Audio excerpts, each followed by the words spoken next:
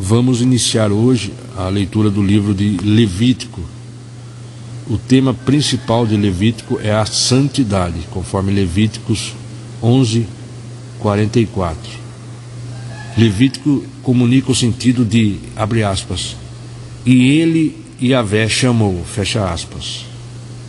Embora o livro de Levítico não trate exclusivamente dos deveres especiais dos levitas, mas diz respeito sobre o culto de adoração no tabernáculo dirigido pelos sacerdotes, filhos de Arão, com a cooperação de muitos membros da tribo de Levi. Estão registradas no livro de Êxodo, que lemos anteriormente, as orientações básicas quanto à construção do tabernáculo.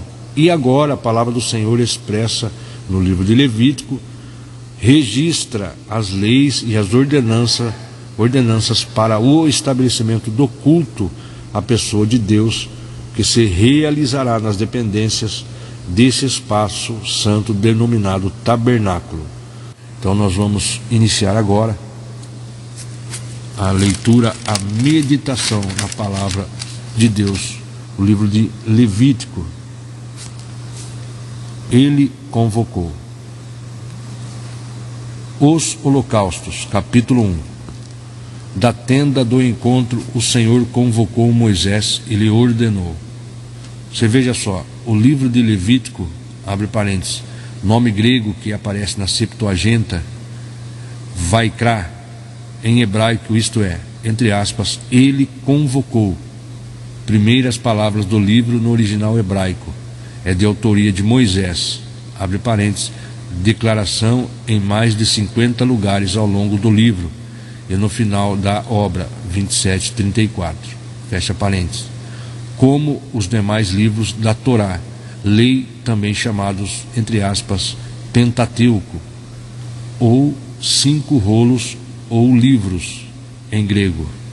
A crítica moderna tem questionado a autoria a Moisés e atribuído grande parte da Torá à legislação sacerdotal que viveu nos tempos do exílio, posição contrária à tradição judaica e ao próprio testemunho das Escrituras, Romanos 10:5, além da falta de evidências comprobatórias.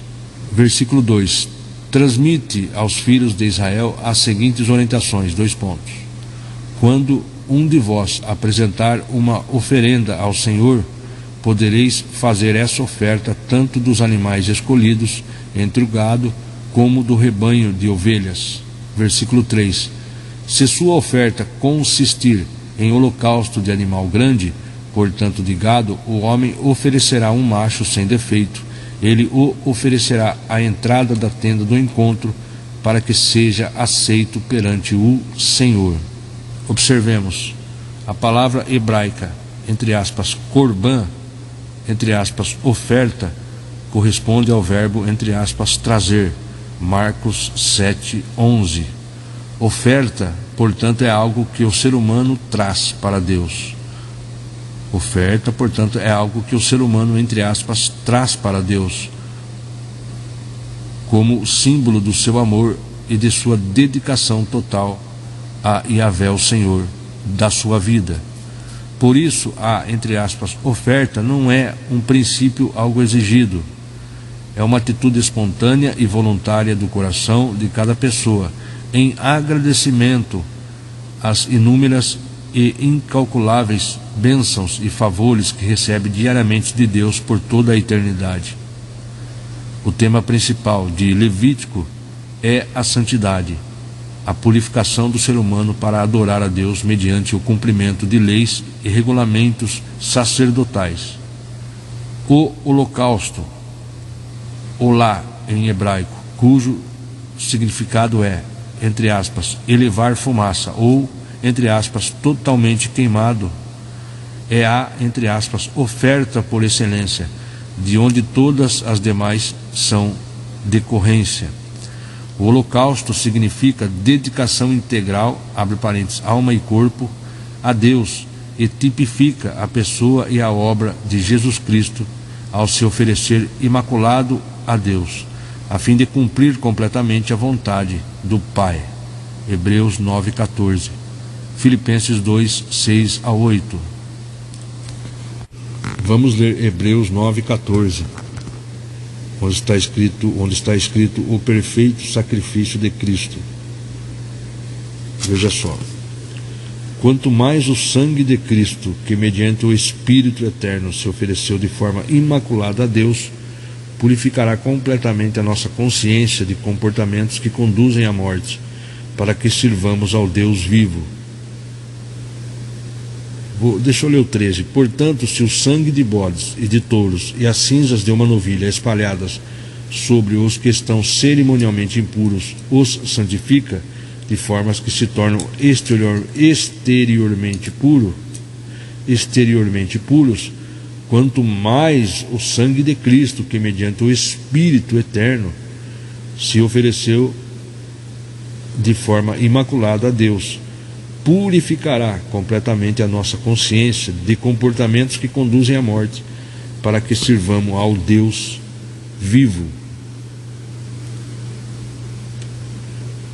Veja só, apesar de o tabernáculo mosaico estar ultrapassado, continuava a simbolizar, abre parênteses, inutilmente, fecha parênteses, uma volta à velha forma da lei, inutilmente, uma vez que ela não podia livrar em definitivo o ser humano da condenação do pecado. Os sumos sacerdotes levíticos tinham de repetir todos os anos as cerimônias de purificação, mas Cristo ofereceu o sacrifício eficaz, pleno, único e eterno. Depois de obter a eterna redenção, subiu e adentrou o perfeito santuário celestial. Agora, quanto mais o sangue de Cristo, que mediante o Espírito eterno se ofereceu de forma imaculada a Deus, purificará completamente a nossa consciência de comportamentos que conduzem à morte, para que sirvamos ao Deus vivo. Este é o versículo chave de Hebreus. Veja só, Jesus Cristo foi ao mesmo tempo sumo sacerdote e sacrifício imaculado, na inteireza da sua pessoa, e não apenas de forma exterior, superficial e incompleta. O Espírito de Cristo que habita no coração dos crentes, o Espírito de Cristo que habita no tabernáculo dos crentes, que é o coração, a nossa vida, removerá totalmente a profunda e mortal marca do pecado gravada no âmago do nosso ser. É impossível servir ao Senhor de forma aceitável com a consciência maculada, com a consciência manchada, com a consciência pesada, suja. É impossível. Aí que no versículo 15: exatamente por esse motivo, Cristo é o mediador de uma nova aliança, para que todos aqueles que são chamados recebam a promessa da herança eterna, visto que ele morreu como resgate por todas as transgressões cometidas durante o período em que vigorava a primeira aliança. No caso de um testamento, é imperioso que se comprove a morte daquele que o determinou, porquanto um testamento só tem validade legal após a confirmação da morte do testador, considerando que não poderá entrar em pleno vigor enquanto estiver vivo quem o fez. Por essa razão, nem a primeira aliança foi sancionada sem sangue, tendo em vista que depois de proclamar todos os mandamentos, a lei a todo o povo, Moisés levou sangue de novilhos e de bodes, e também água, lã vermelha e ramos de hisopo, e aspergiu sobre o livro e toda a população, declarando: este é o sangue da aliança, a qual Deus ordenou para obedecerdes. Mas voltando aqui, veja só, Cristo é o único e suficiente mediador da nova aliança entre Deus e a humanidade, cuja promessa é a herança eterna como filhos do Altíssimo. Por causa da morte expiatória de Jesus Cristo, essa herança tornou-se realidade para todas as pessoas que creem sinceramente, que são os chamados em Deus, chamados por Deus, aqueles que creem sinceramente. Ao entregar-se como sacrifício e ao aspergir seu sangue sobre o madeiro da cruz e sobre o povo presente perante a lei, pagou totalmente o preço necessário para libertar o ser humano dos pecados cometidos sobre a primeira aliança, e quanto às violações dos mandamentos mosaicos. Marcos 10, 45.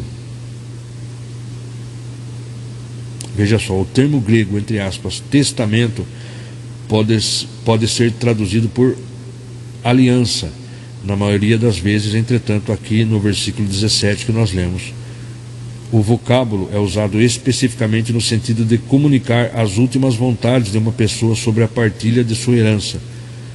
O conceito de aliança volta à tona no versículo 18 em diante. Os beneficiários do testamento não têm direito legal à herança determinada antes da morte do testador. Nesse sentido, veja só, como a morte de Jesus Cristo foi devidamente comprovada na história, a promessa da herança eterna já pode ser usufruída por seus beneficiários de acordo com a vontade expressa do Senhor. Glória a Deus. Vamos voltar agora em Levítico, continuando a leitura aqui na Bíblia de Estudo. Eu estou lendo aqui o comentário. Na oferta, tanto o pobre quanto o rico podiam fazer seu sacrifício plenamente aceitável, mediante um novilho ou um pombinho. O uso de uma vítima sem defeito e macho representa Cristo na sua perfeição, abre parênteses, homem e Deus. 1 Pedro 1,19. O sacrifício se oferecia no altar do holocausto, à porta do tabernáculo, logo depois do ofertante se identificar com o animal cujo sangue substituiria o seu, aceitando sua condição de pecador, rogando por expiação, com o simples gesto de colocar a mão sobre a cabeça do holocausto. Do mesmo modo, o ato de estender a mão da fé para a pessoa de nosso único e pleno substituto, o Senhor Jesus Cristo, identifica-nos com a pessoa do Senhor, que levou todos os nossos pecados sobre si. 2 Coríntios 5, 21. Mas não é só levantar a mão. Levantar a mão significa render-se ao Senhor. Quando a gente rende ao Senhor, a gente nega as nossas vontades e começa a fazer somente a vontade, buscar fazer somente a vontade do nosso Senhor Jesus. A morte da vítima animal no ofertante enfatiza a lei que adverte para o fato de que o salário do pecado é a morte. Romanos 6, 23. A aspersão do sangue sobre o altar era sinal de que a vida fora oferecida. Ocorria então a queima total da carne. A remissão de pecados vincula-se ao derramamento de sangue. Repito, a remissão de pecados vincula-se ao derramamento de sangue. Hebreus 9, 22. A expressão, entre aspas, aroma agradável, significa, entre aspas, plena aceitação, e aplica-se sublimemente à compaixão de Cristo, que se humilhou e sacrificou-se a si mesmo, sendo ele o próprio Deus, a fim de se oferecer como única e derradeira forma de expiação absolutamente satisfatória à lei de Deus. Efésios 5, 2. Tal aroma agradável aplica-se igualmente à vida de amor, de fé e dedicação ao próximo, que os crentes sinceros devem expressar por intermédio do poder do Espírito de Cristo. 1 Pedro 2, 5. E as ofertas de bondade, amor e cooperação que os irmãos em Cristo proporcionam em prol do reino e de toda a humanidade. Filipenses 4, 18. Vamos ler 1 Pedro 1, 19. Mas fostes resgatados pelo precioso sangue de Cristo, como de cordeiro sem mácula ou defeito algum, conhecido de fato antes da criação do mundo, porém revelado nesses últimos tempos em nosso favor. Por intermédio dele, credes em Deus, que o ressuscitou dentre os mortos e o glorificou, de modo que a vossa fé e a esperança estão firmadas em Deus. Você veja só que maravilha. Mas fostes resgatados pelo precioso sangue de Cristo como cordeiro sem mácula ou defeito algum. Os sacrifícios de sangue oferecidos a Deus no Antigo Testamento, onde nós estamos lendo ali, constituem-se em prefigurações do sacrifício vicário de Jesus Cristo, prefigurações do sacrifício vicário de Jesus Cristo, o derradeiro e eficaz, única ação legal e libertadora capaz de satisfazer completamente a lei instituída pelo próprio Deus. Portanto, Cristo é o Cordeiro Pascal dos crentes. 1 Coríntios 5:7. Ele é o único que tira o pecado do mundo. João 1:29. E não tem nenhuma imperfeição ou mancha. Hebreus 9:14. Em Hebreus 9 está escrito assim: os ritos mosaicos eram imperfeitos. E depois fala o perfeito sacrifício de Cristo. E vamos ler o versículo.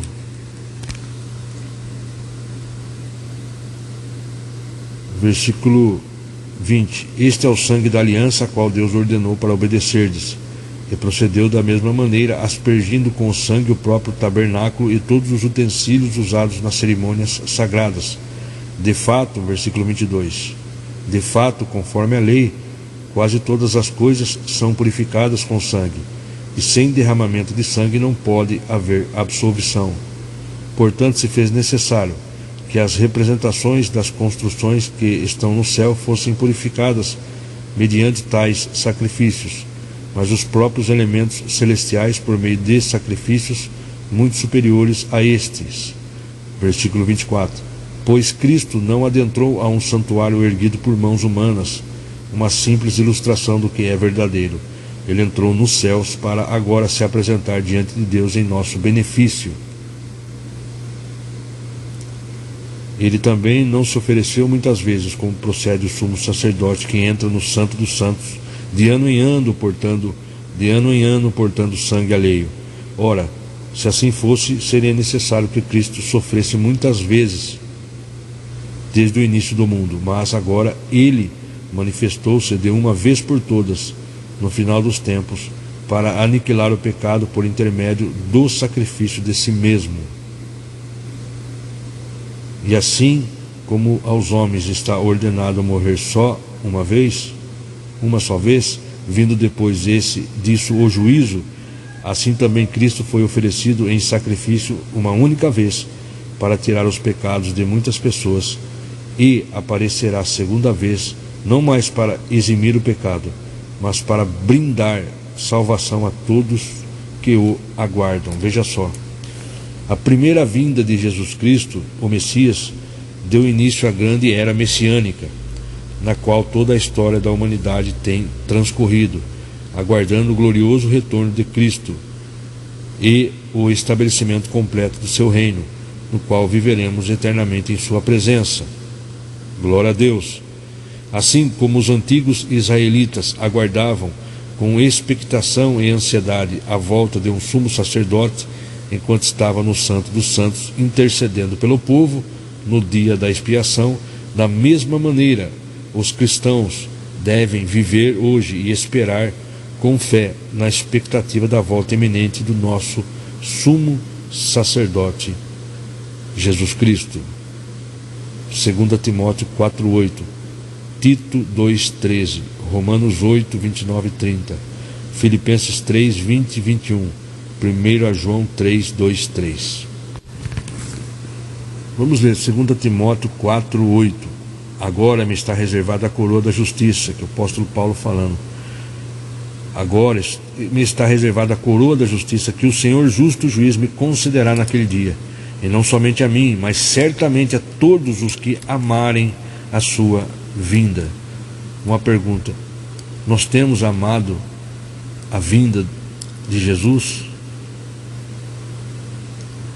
Pensemos nisso. Nós temos amados a sua segunda vinda? Nós estamos esperando, nós estamos amando, obedecendo, preparados, nos preparando diariamente, procurando viver em conformidade com a palavra de Deus. Estamos esperando, amando assim o retorno de Jesus? Pensemos nisso. Vamos voltar agora em Levítico, versículo 4.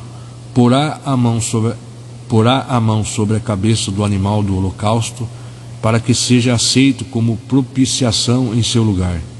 Em seguida imolará o novilho diante do Senhor, e os filhos de Arão, os sacerdotes, oferecerão o sangue. Eles o derramarão ao redor, sobre o altar que se encontra na entrada da tenda do encontro.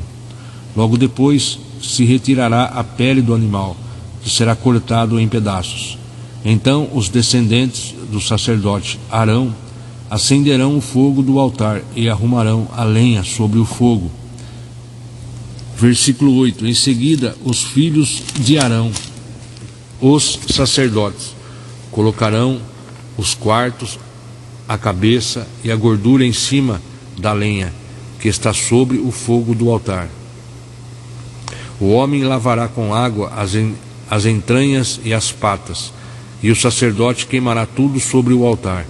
Esse holocausto será uma oferenda queimada de agradável aroma diante do Senhor. Versículo 10.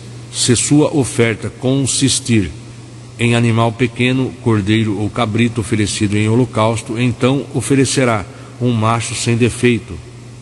Versículo 11.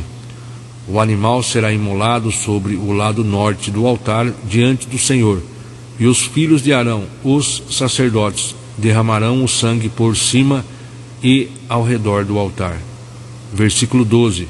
Depois o animal morto será cortado em pedaços, e o sacerdote colocará essas partes, assim como a cabeça e a gordura, sobre a lenha colocada sobre o fogo do altar.